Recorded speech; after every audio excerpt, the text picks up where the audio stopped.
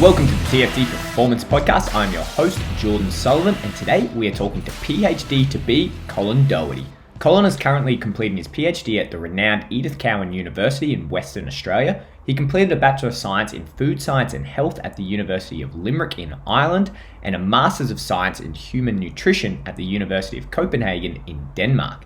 In today's episode, we're talking about his latest research paper discussing the validity of using hydration testing when addressing the hydration status of combat sports athletes after they have cut weight. This is a really interesting episode. Let's get to it. All right, welcome back to another episode of the Fight Science Podcast. A little hiatus between drinks, but we're kicking it off with a bang, joined by the future Dr. Colin Doherty from Edith Cowan University. He has just released a brand new paper, Blood, Sweat and Tears, Implications for Hydration Testing in Combat Sports, Investigating Body Mass Loss and Biomarker Changes. That's a mouthful, but first and foremost, Colin, thanks for coming on, mate. How are you doing? Thanks very much for the opportunity to join and discuss the paper today. Doing very well in somewhat of an overcast Perth today, somewhat similar to the general weather conditions in Ireland, the native country. So doing very well, and thanks for the opportunity. Yeah, feeling right at home. Colin, for the guys who aren't too familiar with you and your body of work and what you do, give them the elevator pitch in 2 minutes or less of who you are and what you do. Yeah, so I'm doing my PhD at Edith Cowan University, as you said. We're looking at different aspects of safety and performance in combat sports. Basically, the safety arm looks at disordered eating, competition injury, and hydration testing, which we're going to discuss today. And then the performance arm is just looking at how rapid weight changes influence competitive outcomes. And I guess that's kind of the quick and fast version. Has a good elevator pitch, got it in under 60 seconds, I think. But talk to us, what got you in? Obviously from Ireland. How did you end up at Edith Cowan Uni? Talk us through that.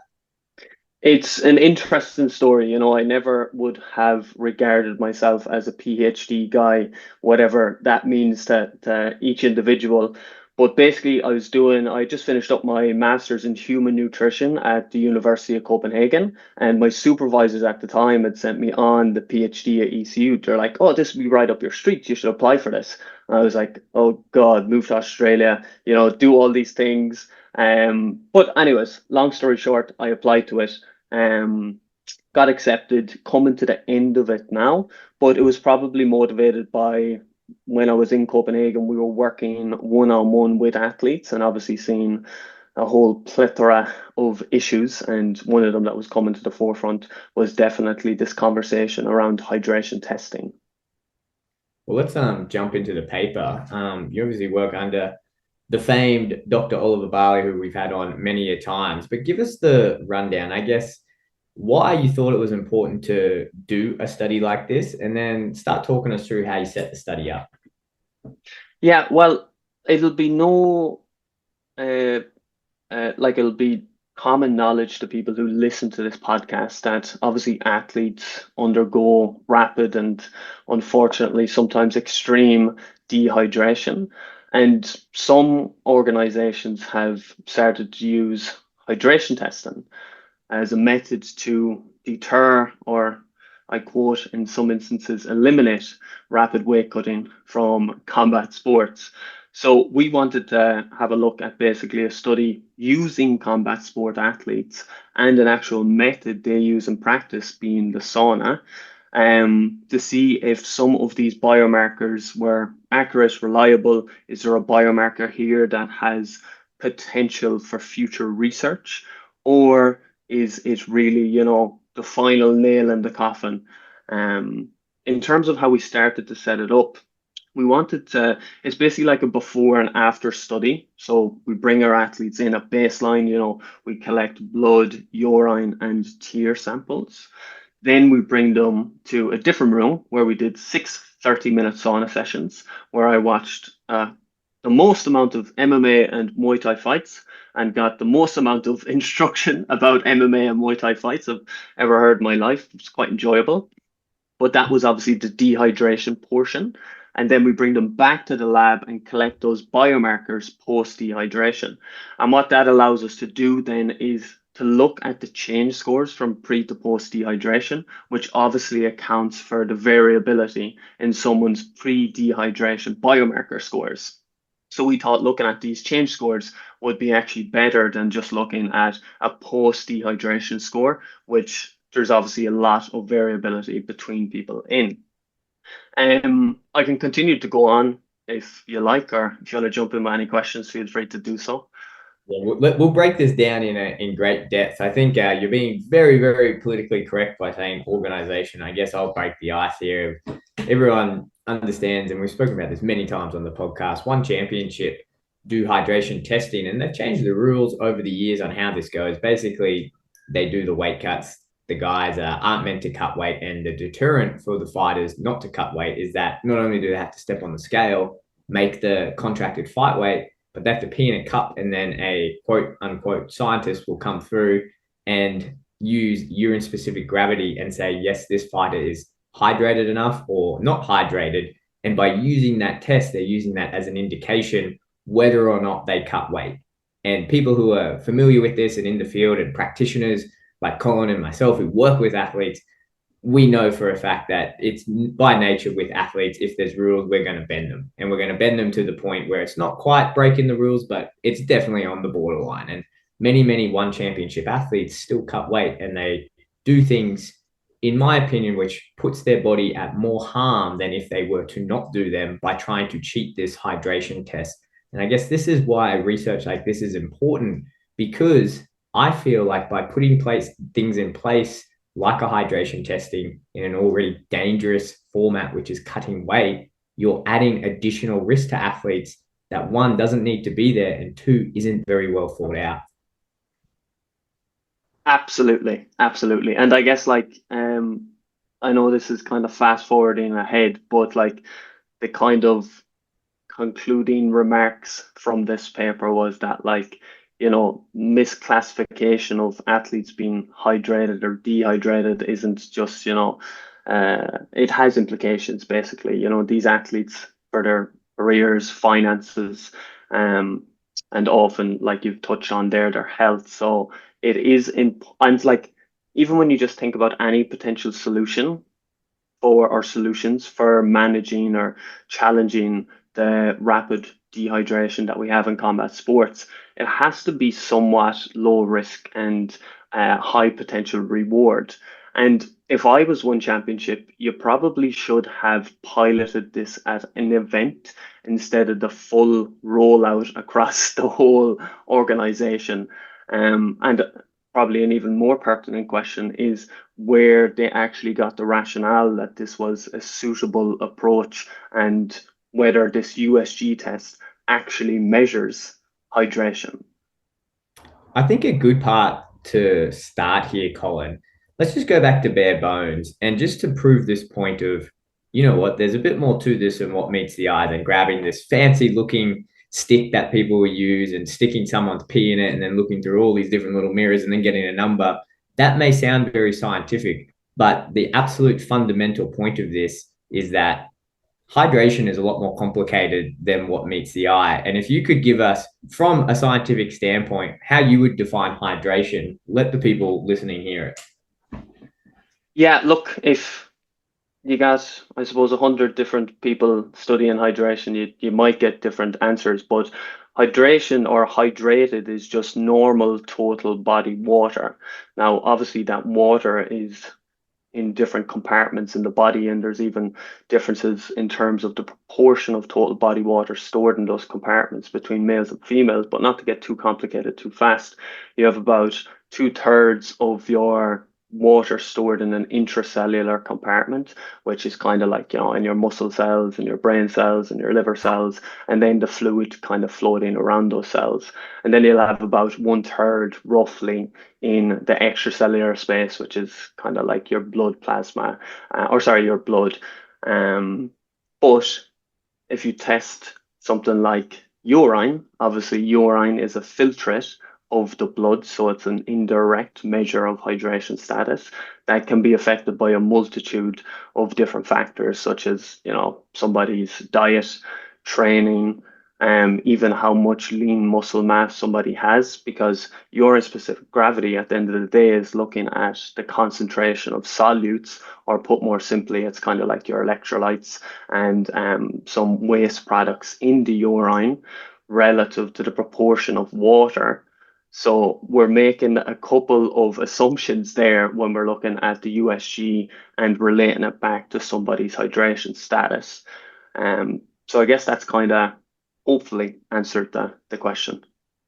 Yeah, and I guess the point that I'm trying to make here, and the reason why it's important to talk about this, is that one, hydration is not simple. Two, measuring hydration is not simple. And what one championship here have done has taken something that's very, very complicated and then tried to make it very simple, which I guess if there weren't any, like you said earlier, complications of that, where you're not dealing with people's athletic careers, you're not dealing with their earnings, you're not dealing with their health, then that's fair game. But the fact that you are, it doesn't really work too well when you take a very, very complex thing like hydration, intertwine it with a even more complex thing of hydration, layer that on top of hydration in the sense of cutting weight, and then put people's livelihoods and their health at the middle and at the crux of that. And that's why it's important to have this conversation. So let's go through and let's talk about the paper. Talk us right from the get-go. How did you get people involved? How did you set this up? And then talk us through top to bottom. How did you do the testing?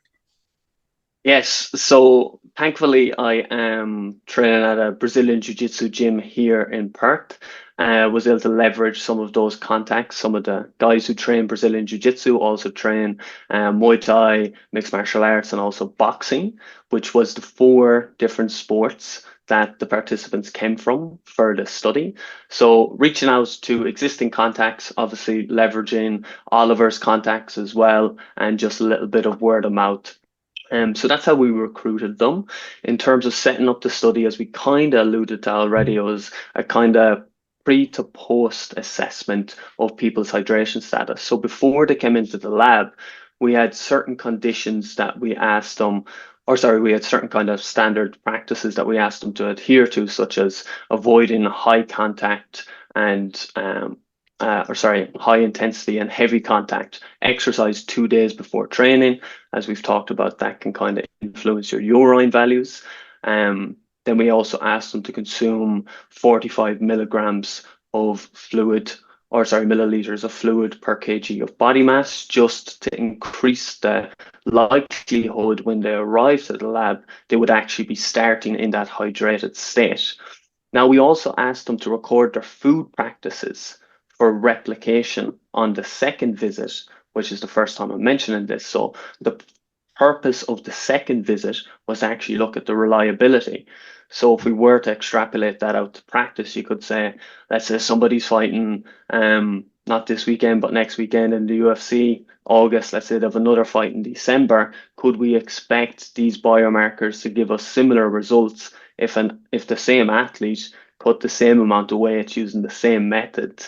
So that's the way it was kind of set up.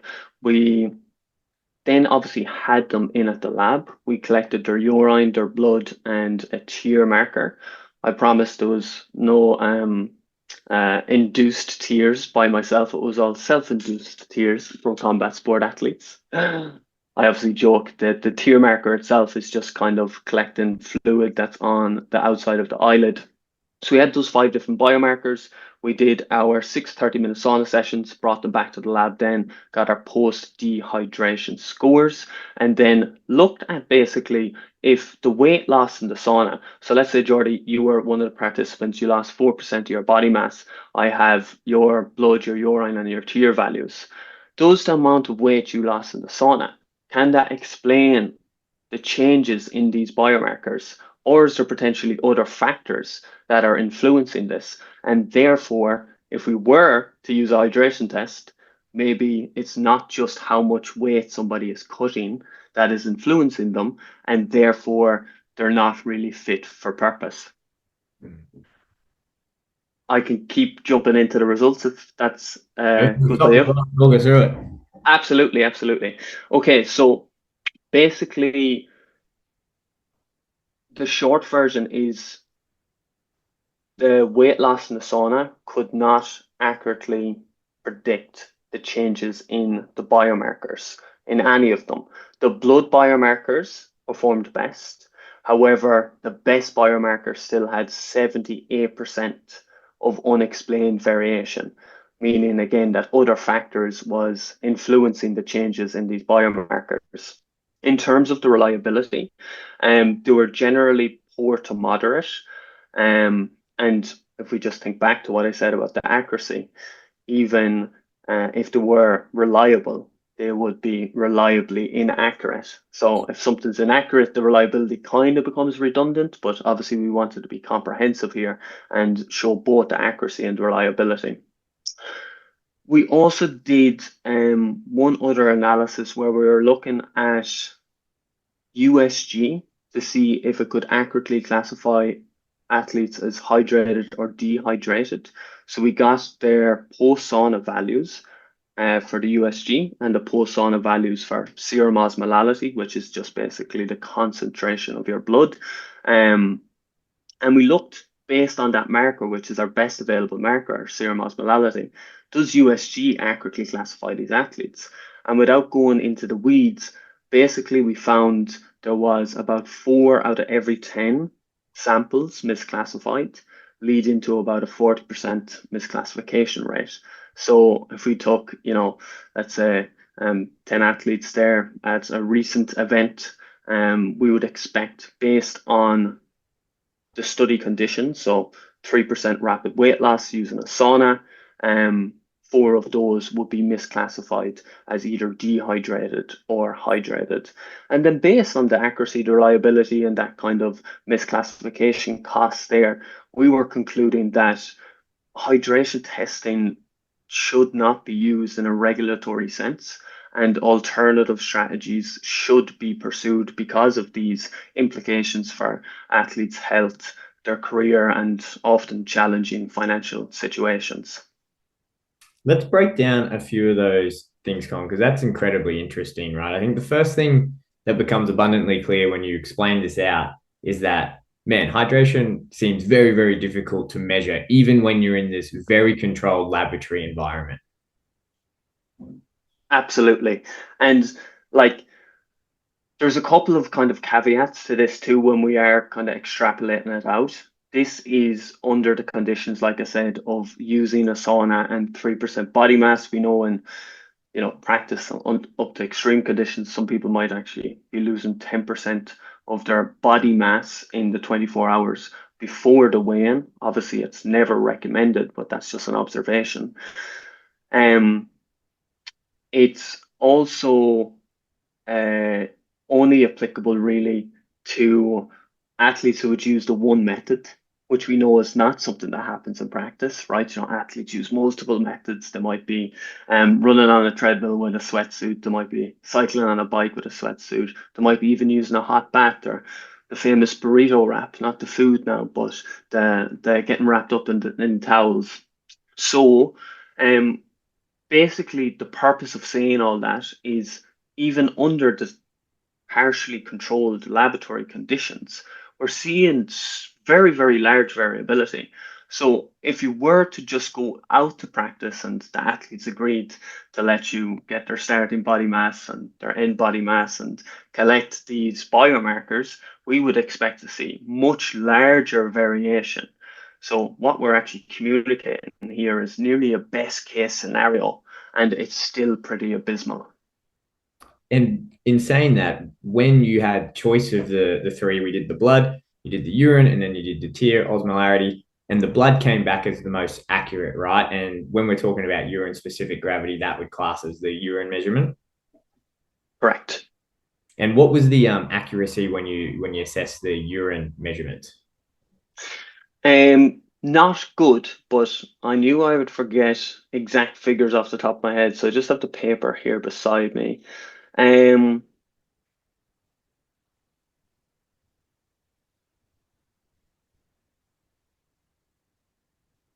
Sorry, now 1 second, And I Jordan. guess the point that I'm trying to allude to here, if you're listening at home, is that what Colin's saying is that blood is the most accurate, still pretty inaccurate, but what we're using when we're using hydration testing at one is not even that. It's the urine, which I guess you'll tell us now is exactly how inaccurate that is. Yes, that was extremely inaccurate. So it was the second worst performing biomarker, only behind the tear osmolality. And I guess just for complete clarity as well, like we use this to address a scientific question to identify if any biomarker could be used for future research, right? But collecting blood biomarkers in practice is not really practical. So in this study, we were using them more as a reference point to the more practical markers, such as the urine and the tear. But as we've discussed and as I've laid out, these are actually the worst performing biomarkers, which has implications for organizations currently using them and maybe organizations contemplating their use. Which is an important point, which I'll reiterate right now if you're listening. What Colin is saying is that the two ones that are the most practical. So if we were to go and consult with some organizations, some local guys come up and say, "Hey, look, we want to explore this hydration testing." I've looked around on Amazon. I've looked at the chemist. I've looked at wherever I can buy. I can probably get a urine specific gravity or some way to measure the urine. I could probably get this thing to poke under the eye and get the tear. That's probably going to be most practical, but they're by far the least accurate that you could do. The most accurate is your blood, which if you're a practitioner like we are, we're not pulling blood from people when they're getting on the scale after cutting weight.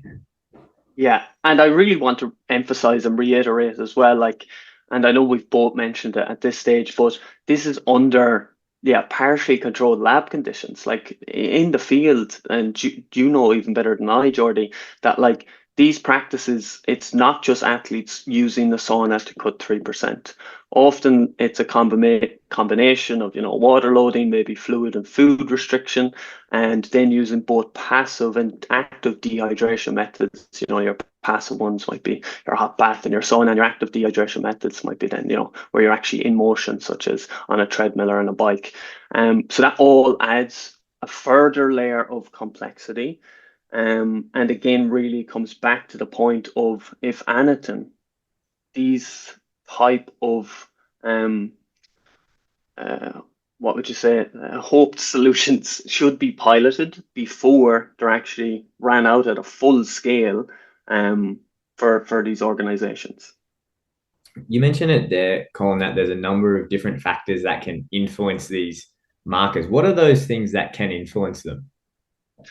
Yeah, and it's a very good question. There is sex differences. There was a separate analysis that we undertook from this paper that looked at the sex differences, and we actually seen females had a greater rate of change in the blood concentration compared to males when you control for body mass loss or whole body mass loss at zero.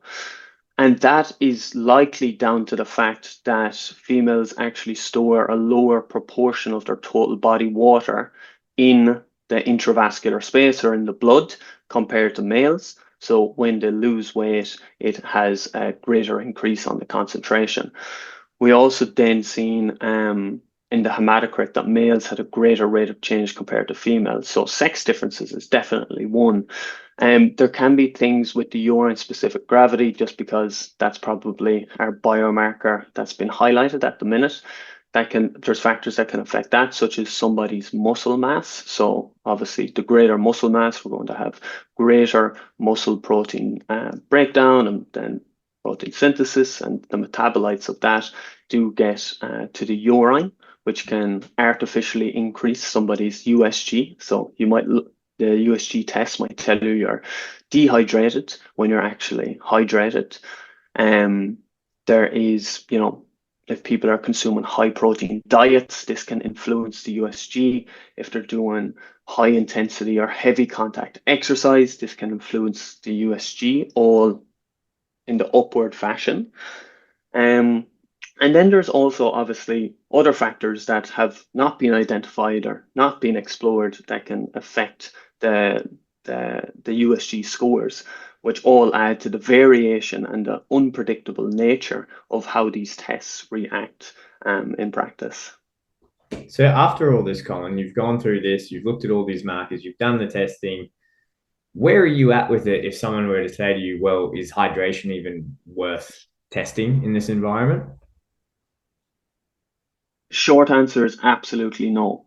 Like, if you look at the papers who suggest USG has some utility, it's usually um, after after overnight. So, like when there's time for the fluid compartments to kind of equilibrate, because if I give, let's say yourself or myself, a liter of water, 500 mils of water, and we just did a very hard training session and we're dehydrated, we might come back with a clear urine sample, but we're actually still dehydrated. We didn't retain the fluid that we ingested.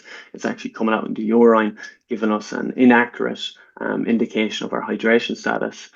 I think, based on what we found and also based on previous research, even in best case scenarios under standardized or partly controlled laboratory conditions, um, what we are getting from this is that this isn't definitely not even partly a solution to manage rapid weight loss in combat sports. And if anything, as you've mentioned, is likely making it more difficult and more stressful and ultimately worse for the combat sports athletes' health and safety. Can you speak on that just a little bit, Colin? Because we're rushing over this very quickly, right? And I think the first question I'll ask you, which might allude to a bit more in-depth answers, is why does blood respond best when it comes to this hydration? Why do the blood markers show the best result when we're trying to test if someone's dehydrated or not? And then what's the overall consequence of what's going on in the blood as these athletes go through the weight cutting process? Because like you said, this is a partially controlled laboratory condition, 3 to 4%. In reality, you and I both know that there's some guys doing way bigger weight cuts and there's a real risk involved with it. Can you talk to that? What happens in the blood in terms of hydration, in terms of the biomarkers as these athletes get more dehydrated? And why is that a concern and why should you be aware of it?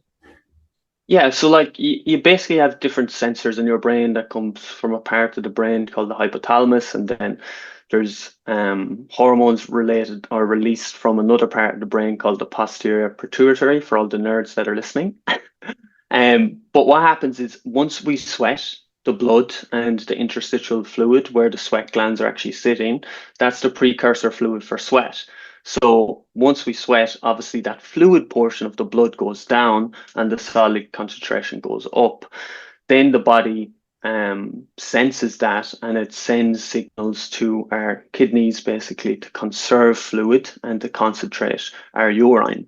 In extreme scenarios where people are losing excessive amounts of that fluid, obviously there can be health risks. You're getting into the scenario where we can have excessive amounts of sodium in the blood. Obviously, people might have issues with blood pressure. You can start getting into organs shut down. There can even be seizures, and unfortunately, as well, in rare instances, fatalities. Um, I think like there is an individual variability portion to this too, and there's like some people obviously have different sweat rates and sweat volumes, which is a really, really interesting area of research that's very, very difficult to do. Um, and that also, interestingly enough, and I know this is somewhat away from the hydration piece, might have some interaction with people's weight changes and competitive outcomes as well. As you know, some athletes that are losing, let's say, 2 or 3% of their weight in the sauna, that could be done in 30 to 60 minutes, whereas some other athletes it could take 2 to 3 hours. Um, so that also has an effect, the rate of loss on how our blood will respond and potentially also some of the health consequences. Yeah. Let's talk on that just a little bit because I think that's important because most of the guys listening to this are going to be combat athletes. They're going to be cutting weight. And I guess that's a talking point, right? How dehydrated can I get until this gets really dangerous? Do you guys have, or even looking at these numbers, if you're looking at the blood biomarkers and going, okay, this was a 3 to 4%, this is what the blood markers were showing. Do you think, and you can extrapolate on this from your own personal view of what the data said, do you think you could look at that and go, well, yeah, that's actually pretty dangerous doing 3 to 4%, or maybe, yeah, you could push to 5 6, but anything above that, you're probably going into this real danger zone. Or were you already seeing that at the 3 4% mark? Yeah, and I guess to answer that, you would first have to define where exactly your danger zone is. And with that's typically done from like serum sodium concentrations, which we didn't measure, while we did measure like the serum osmolality, which again, just for simplicity, is your blood concentration. Um, when you look at the people who lost the most amount of weight, so I think there was, if I remember correctly, 13 people who lost between 4 and 4.3%.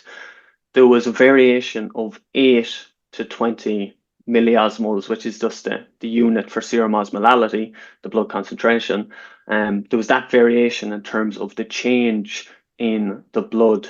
Now, when that gets dangerous, again, is probably something that is individual and also potentially something that is compounded or impacted by practices leading into that weight cut.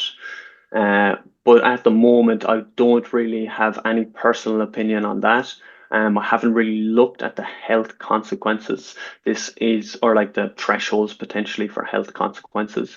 Really, this paper's objective was to look and see if there was any biomarker that could be potentially considered for future research and potentially have utility in a regulatory context, which was definitely a no, and hopefully the final nail in the coffin for this hydration conversation being a potential solution to rapid weight loss in combat sports.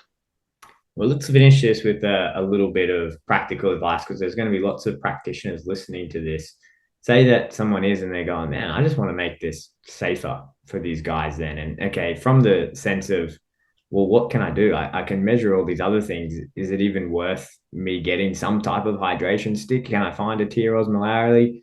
Is it worth them even considering this? What are your thoughts? Is there things, as you said just before, things that you're doing leading into it are going to affect it? What are your thoughts as a whole if there's a practitioner listening to this and they go, oh man, do I just throw all types of hydration testing out? Is it something I should maybe consider, keep an eye on, or what would you say to them? Yeah, like most things, context is extremely important. And we have different tools that are fit for purpose in different situations. I think if you are to go ahead and use USG, there's numerous papers out there that says using it as a spot measure is its accuracy falls apart and its reliability falls apart. Now, there is some suggestions that it is useful as a first morning measure of hydration status. You could also look at urine color, right? But looking at urine color and USG throughout the day, that's where things start to get a little bit messy because we have to consider what you've been doing in terms of fluid intake and also potentially fluid output. And we even have insensible losses from the skin, so this is just the body dissipating heat, but it's not necessarily something we're like, oh, I'm sweating. So for like practitioners out there in terms of measuring hydration status with athletes, the most practical way to probably do that, and I know this becomes extremely challenging when people are in calorie deficits and there's also loss of actual fat and potentially muscle tissue, looking at body mass changes pre and post session. And are those body mass changes recovered the following morning? Is the athlete presenting with an extremely concentrated urine sample that following morning? But in terms of getting a tear osmometer or a USG refractometer, I think this is potentially leading to more confusion than it is actually given accurate guidance in terms of what you should do for fluid replacement and fluid requirements for athletes. In a broader sense, I think it is smart to definitely consult combat sport dietitians and nutritionists to manage your actual gradual weight descent before fight week to limit number one, obviously the stress you're putting your body under, and number two, this psychological stress of, oh, I have to make weight, I'm this much over, and uh, taking that kind of having that accountability as well from somebody that's, looking at your nutrition and helping you get to a body composition that is suitable for your weight class and also for maybe potentially future fights. So I know that was a bit of a long spiel, but I'll put the full stop there. That's excellent. And it's a very informative episode. And last question I want to know is, you and Oliver are obviously always continuing to do good work. What do you guys have in the pipeline? What's coming up? What are you guys looking at? What do you currently have that you're stuffing away in the pigeonhole and haven't let the rest of us see? Yeah. Well, that is a long list. But I guess as a little bit of an insight, we have another paper that was published on disordered eating in combat sport athletes. We looked at basically their disordered eating indication 7 days and 28 days after competition. So one would expect, if somebody is rigid and extremely restrictive in their diet leading up to the fight camp, there might be this kind of rebound effect where they start to maybe experience some of those behaviors and thoughts related to disordered eating. So that paper is published and freely available.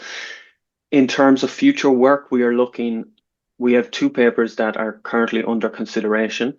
One of them is looking at rapid weight changes. So we looked at the weight loss 7 days before the weigh-in, the weight loss 24 hours before the weigh-in, and then the weight regained from the weigh-in to competition, and how that relates to whether somebody wins or loses. And there's definitely some new findings in that has not been shown in the literature before. And then we also have been looking at competition injury. So what is the potential consequence of competing in this sports? And me and you both know we don't have to communicate that to athletes to know that there's high risks for competing in this, and a lot of them have high risk-taking tendencies. But that's some of the future work, definitely having conversations around the sweating, and also potentially looking at doing a study of how an understanding of fluid balance and renal physiology, you can manipulate fluid intake under conditions of followed by weight cutting, and how these tests how the urine tests specifically is responding to this. And that's kind of like the conversations and what's in the pipeline at the minute. I'm sure there's plenty more I'm forgetting, but that's enough juice for now. Yeah, always something going on. Now, Colin, if people want to stay in touch with you, stay up to date with what you're doing, what's the best way for them to follow you or get in contact with you? Yes, so probably best to contact me by email. So it's just c.doherty@ecu.edu.au. I do have an Instagram page that I'm hoping to bring back to life if there's a pulse I can get, called combat_sports_research, where I will actually be doing in the future full video breakdowns of these papers, but short clips. I'm not going to bore you with details that you're probably not interested in. You probably want to know, what does this mean for me? Should I change anything based on this research, which we would never advise based on one study. But yeah, email and the Instagram page of Combat Sports Research before I go on another one of my mad tangents. Awesome. All right, Colin, thank you so much for coming on, and no doubt we'll be chatting to you soon. Absolute pleasure, Jordy. Thank you.